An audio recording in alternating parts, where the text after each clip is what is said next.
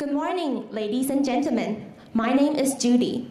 I'm 17 years old, and today I'm with EF Challenge.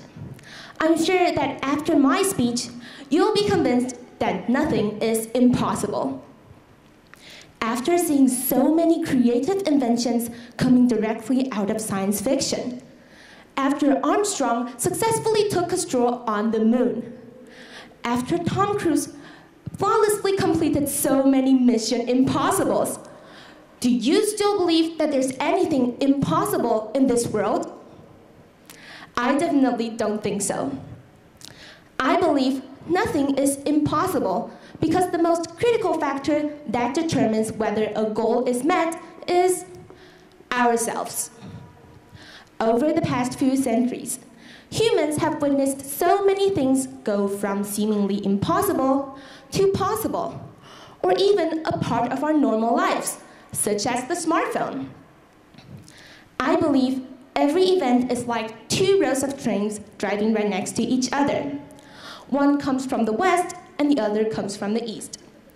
We are the ones that stand on top of one train. To accomplish our task ahead, we have to successfully jump from one train to the other. As you may have guessed, there's definitely a short period of time when the two trains are close enough to each other. But we still think that it's impossible because we may not necessarily be brave enough to leap onto the next train with the right timing. If we worry too much and hesitate, we may just miss the timing and the other train will just pass us by. If we are too reckless and rush, we may just fall to our deaths because the other train hasn't quite arrived yet. As a result, all the chances are held within our hands, as long as we dare to leap. In ancient China, Mengzi, a successor of Confucius, once talked about this concept. He imagined a scenario which is 无力足以举百军而不足以举一隅，民足以察秋毫之末而不见于心。It means that man has the power to hold an item that weighs 3,600 kilograms. But he says that the very same man, in some cases, cannot even bear the weight of a feather, for it's too heavy.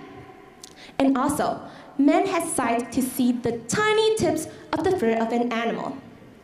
But he also claims that he doesn't have the ability to see a large cart of firewood. How does that even make sense?